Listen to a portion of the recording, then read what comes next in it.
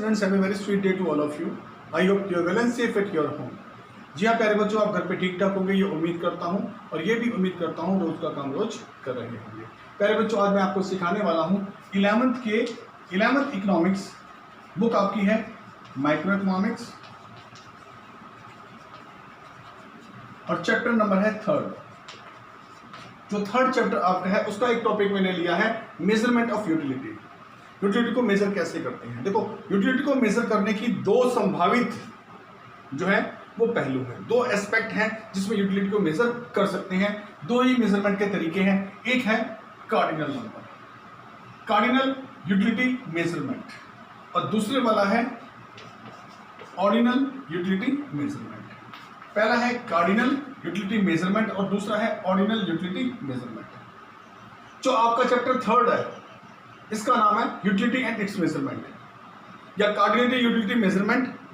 ये वाला चैप्टर जो है ये कार्डिनल यूटिलिटी के ऊपर बना है, और इससे नेक्स्ट चैप्टर जो 4th आएगा आईसी कर्व का चैप्टर वो बना है ऑर्डिनल यूटिलिटी मेजरमेंट। चलिए मैं आपको ब्रीफ में बताता हूं क्या है cardinal utility measurement.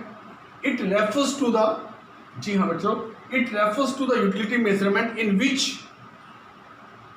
according to this concept or according to this measurement utility can be measured in terms of numeric number or can be countable likewise 1 2 3 etc.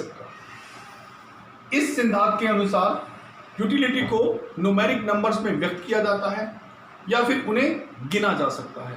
Cardinal का मतलब होता है गणनावाचक, अर्थात जिन्हें गिना जा सकता है, जो न्यूमेरिकल नंबर में एक्सप्रेस होते हैं 1 2 3 10 15 20 30 50। इस तरह से यूटिलिटी अगर ड्राइव होती है न्यूमेरिकल नंबर्स में या फिर काउंटेबल नंबर्स में, तो उसे कहते हैं, अगर काउंट किया जा सके तो उसे कहते हैं कार्डिनल यूटिलिटी मेजरमेंट का concept. This concept of the utility is prescribed by professor Marshall, a great economist. एक बहुत बड़े इकोनॉमिस्ट हैं प्रोफेसर मार्शल, उनके द्वारा ये सिद्धांत हमें दिया गया था, ये कंसेप्ट जो है वो बताया गया था, ये विचार उन्हीं के द्वारा प्रकट किया गया। उस समय जिस समय मार्शल ने इस कंसेप्ट को बताया था कार्डिनल यूटिलिटी मेजरमेंट को, उस समय तक यही समझा जाता था, यही माना जाता था कि यूटिलिटी को न्यूमेरिक नंबर में व्यक्त किया जा सकता है। इसीलिए उन्होंने एक सिद्धांत हमें दिया, the law of diminishing marginal utility. देखिए, the law of diminishing, the law of diminishing marginal utility, ये वाला लॉ उन्होंने हमें दिया, और इस वाले लॉ के अंदर यूटिलिटी उन्होंने मेजर करके दिखाई। ये लॉ मैं आपको आगे इसी लेसन में पढ़ाने वाला हूं। देखिए, अब सुनिएगा, अगला कंसेप्ट है ordinal utility measurement. Ordinal utility measurement सिद्धांत ये कुछ मॉडर्न सिद्धांत है और ये कुछ ट्रेडिशनल सिद्धांत है। शुरू में जो सिद्धांत आए थे उसके अकॉर्डिंग मार्शल ने थिंक किया था यूटिलिटी को मेजर किया जा सकता है, परंतु बाद में पता चला कि यूटिलिटी को मेजर करने का कोई स्केल हमारे पास नहीं है। मान लो मैंने समोसा खाया, मुझे समोसे से कितना सेटिस्फेक्शन आया है मैं बता नहीं सकता। उसको मापने के लिए कोई ऐसा स्केल नहीं है जो मेरे पेट में डाला जाए और मेजर करके बता दे हाँ भाई इसका जो है समोसे से इतना सेटिस्फेक्शन आया है।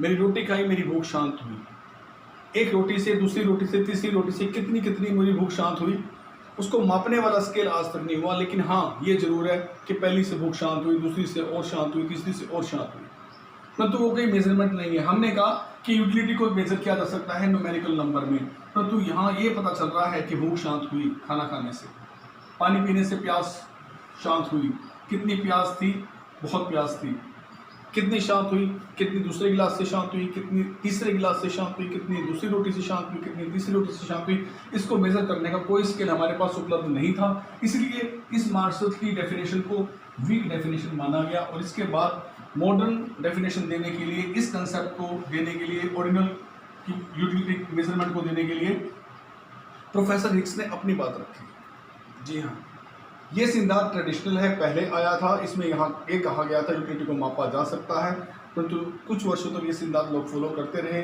मार्शल ने भी the law of diminishing marginal utility का सिद्धांत दे दिया, दुनिया को समझ में आ गया। ये कंसेप्ट ठीक था कि यूटिलिटी घटती रहती है, हर अगली इकाई से आने वाली यूटिलिटी गिरती है। जी हाँ, पहली से यूटिलिटी ज़्यादा आती है इकाई से, दूसरी से उससे कम आती है, तीसरी से उससे कम आती है, चौथी से उससे कम आती है। इस तरह यूटिलिटी हमेशा गिरती रहती है। उस पर एक नियम बनाया गया, the law of diminishing marginal utility. चलिए मैं पहले इसकी व्याख्या कर देता हूँ, ये क्या है। The law of diminishing marginal utility ये बताता है कि जो जो हम चीज़ें खरीदते रहते हैं, जो जो हम चीज़ें कंज्यूम करते रहते हैं, यूटिलिटी घटती चली जाती है, यूटिलिटी घटती चली जाती है। सपोज कीजिए मेरा कल एग्जाम है, पहला पेन मैं लेके आता हूँ, खरीद के आता हूँ, उसकी बहुत ज़्यादा यूटिलिटी मेरे लिए है, मैं महंगा भी खरीद लूँगा। दूसरा पेन जब मैं खरीदूंगा तो उसका सपोर्टिव पेन है, भाई पहले पेन में कोई दिक्कत आ गई, दूसरा पेन मैं थोड़ा सस्ता खरीदूंगा, उसकी यूटिलिटी पहले पेन की तुलना में कम है। पहला पेन जिससे मैं पेपर करना चाहता हूँ वो मैं महंगा भी खरीदूंगा, दूसरा पेन उसकी यूटिलिटी कम है, मैं उससे कम खरीदूंगा, कम पैसे का खरीदूंगा। तीसरा पेन और ज़्यादा कम यूटिलिटी है क्योंकि दो तो मेरे पास ऑलरेडी है। तीसरा पेन हो सकता है मैं खरीदूँ ना, या खरीदूँ तो बहुत सस्ता वाला खरीदूँ टेम्परेरी बेस पे कि हाँ भाई चलो बाई चांस खरीद लेते हैं, किसी फ्रेंड को जरूरत पड़ेगी उसको दे देंगे। चौथा पेन तो मैं खरीदूंगा ही नहीं फिर।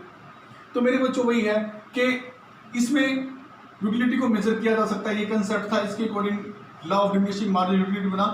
इस कंसेप्ट, इस लॉ के पीछे जो थीम था वो था यूटिलिटी के घटते हुए दिखाना।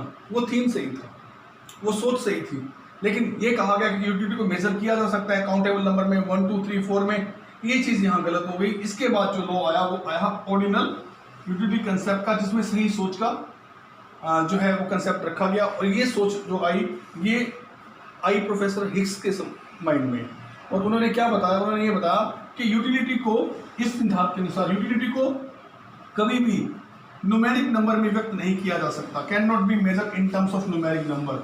यूटिलिटी को न्यूमेरिक नंबर में व्यक्त नहीं किया जा सकता, लाइक 1 2 3 एक्सेट्रा। तो फिर कैसे किया जा सकता है? इस कंसेप्ट के अकॉर्डिंग यूटिलिटी को डिफाइन किया जा सकता है, या मेजर किया जा सकता है, कैन ओनली बी रैंक्ड। हम रैंक दे सकते हैं। मान लो मैं कुछ चीज़ खरीदने जाता हूँ, सेब है सामने, संतरे हैं सामने, मैं फ्रूट खरीदने गया हूँ, अब मेरे परिवार वाले सेब ज़्यादा पसंद करते हैं तो सेब को पहला रैंक दूंगा और संतरों को दूसरा। 4 फ्रूट है, 4 फ्रूट में जिसको मेरा परिवार ज़्यादा पसंद करता है मैं उसको फर्स्ट रैंक दूंगा, खरीदने में अपना पहली प्रेफरेंसेस दूंगा। तो वही है, यूटिलिटी को यहाँ पर जो है रैंक के अकॉर्डिंग गिना जाता है। रैंक हाई से लो हो सकता है। जैसे मेरे सामने 3 फ्रूट है, एप्पल है, ऑरेंज है, बनाना है।